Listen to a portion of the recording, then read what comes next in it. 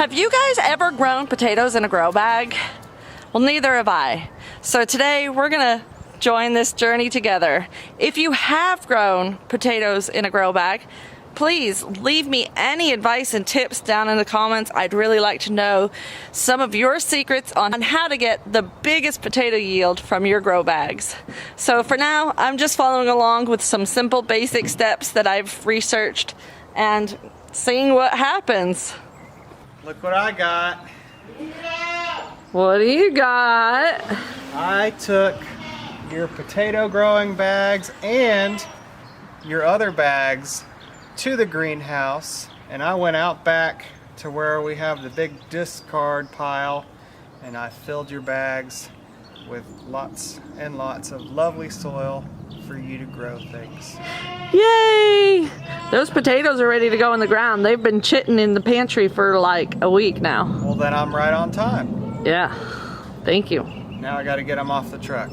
Yeah, so just line them up along the outside of the garden fence, because I don't think deer will eat potato leaves, do you? On the outside? Yes, on the outside. Save room in the garden for other things. All right. Thank you. We can always move them if we need to. Exactly, I love it. I've never used grow bags before, so this is our first time using these grow bags, but I've heard a lot of huge success, especially with potatoes. These are they seem like they're very durable. The fabric on these is quite nice. I think it's gonna do well.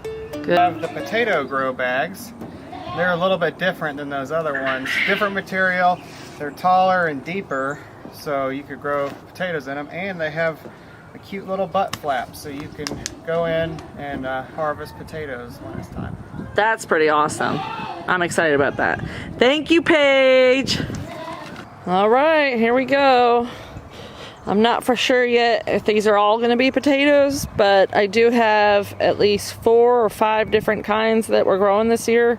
So it is possible we could end up with quite a few potatoes out of these bags. I'm excited. All right, today we are growing our potatoes.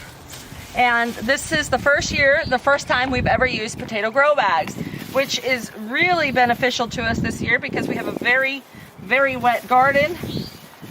And the potatoes could have done very poorly if we had planted them in the ground. The potato grow bags have a lot of advantages for space and maneuverability. We can pick them up and move them if we need to. So what we're doing is we just have a couple of inches of soil in the bottom, and then we're adding a layer of potatoes spread out a few inches. You see, it's so easy. A 3-year-old can do it. Not hard. This is easy, right, Liam? Yeah. So these potatoes have all been cut in half so that there's a few eyes on each half. If it was a super small potato, we might not cut it in half. We want to make sure there's at least a couple of eyes on each section. We store them in dry peat moss. That helps keeping them from growing too much. You can see that they've put out some roots, but not too much, so they should do just fine. So normally, when we plant our potatoes in the garden beds, we dig a trench and we plant them along that trench. And we plant them about 3 to 6 inches deep usually on the deeper end. But with as wet as it is, that would not have been a wise choice this year. So, I hope that peat isn't too dry on them, but it should be all right with the moisture from the soil.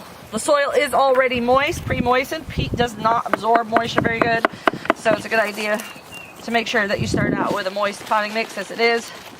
So we're gonna go we're just gonna cover it about halfway up from there and leave a little bit of room still. You want to flatten that out? Yeah. Good boy. So we can water this in now and wait for the plants to start growing. They're going to come out of the soil and begin growing. And when I see them coming out of the soil, I'm actually going to add more soil on top until the plant height is just a little bit out of the soil until we get to the top. Once we reach the top of the potting bag with soil, we're going to allow the plants to grow to full height. They will bloom. When they're done blooming, that's when we know it's time to dump the potato bag out and see how many wonderful potatoes we have. These potato grow bags do have these openings. They're like spud flaps. And I don't want to do it now because it's full of soil, but you see, it's Velcroed down the seams, and then I can Velcro it up here, and actually I can do that halfway through the season and harvest baby potatoes if I want to. So that's kind of cool to be able to grab a few while it's still growing. Have some bugs in it. There's some bugs in it? That's good. And if you find any worms in the garden, you can put them in the potato bags now. Yeah. I'm gonna remove the soil from these bags. These haven't been planted yet. We just had Ryan bring us home this wonderful potting soil from work, from their compost pile, which is mostly just potting soil. So this next potato is a beautiful, rich, reddish purple color, and that's gonna go in this bag. The next ones are, I believe these are red Pontiac, so they're white on the inside but red skin. Those will go in this bag. And I think these are a type of russet, so that's perfect for growing.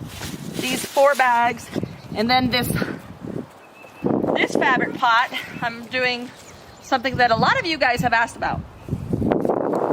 So many times I get questions of, can you plant store-bought potatoes? Well, if your organic store-bought potato has growths on it like this, you absolutely can plant it. So you're going to be able to watch through the season as they grow and see what kind of a harvest we get from growing store-bought potatoes that are not seed potatoes. So I just wanted to show you guys that that is a possibility too, because it's something that we've done for years, is just cut off the eyes of our potatoes and plant those. This is a bit of an experiment. The temperatures are supposed to be really high this week, and these are actually sweet potatoes. They're Japanese sweet potatoes. They're purple on the inside. The problem is I am starting all my sweet potato from slips, and my other sweet potatoes, which was a different variety, it was a red skin potato, and I also have a white sweet potato. All of those were put into a cup of water at the same time. So you put your bottom end, well, what you think is the bottom end, into the water, and the roots start growing, and soon enough the slips will grow off the top of the sweet potato. But all of the other varieties have full of roots and slips starting to grow. This is the only one that did not work, and the only thing I can think of is that the tops and bottoms are mixed up. So there's another method of starting sweet potato slips that doesn't involve a cup of water, and that is planting them right into the soil, waiting till they sprout. So you see I just did it sideways, just slightly below the soil line, sideways. And what's going to happen now is it doesn't matter what end is up, because I've laid them sideways. So the side that's supposed to grow roots will grow roots, and the side that's supposed to grow slips will grow slips, and I can remove the slips from this pot. Now, normally sweet potatoes would not be an outside thing that you start your slips, but because the weather is going to be so fantastic this week, we absolutely can do that with this one experimental try. And the other thing is these are portable. If it gets cold, I can just bring it into the barn. All right, so one thing I'm finding as I'm moving along planting is that some of my potato orders are actually much larger than potatoes for one bag. So I'm dividing some of them up into 2 grow bags so that they'll have a little bit more space. You don't want to overcrowd them, but it's okay to have a good amount in there because it's just going to mean you're going to grow more. What? I actually found a dub and I killed the dub. You found a grub and you killed it? Yeah. Well, why didn't you feed it to the chickens? Because I think it was a different dub. Well, when you find grubs, you feed them to the chickens, okay? But I actually 2 times. Where's the bee that was on the stick? The bee that you saved yesterday flew away. Because it was all better. All right, got all these bags full of potatoes. I'm super excited. This one here is the only one that's different. It's the one that we're trying to get the sweet potatoes started on. So everything else is our potatoes. I'm super stoked. I will continue to show you through the growing season how they do, and we'll be able to compare how store-bought potatoes do versus the others, and how these grow bags do compared to those, because we have 3 identical varieties in both of the bag types. I hope you guys have enjoyed this video about growing potatoes in a grow bag.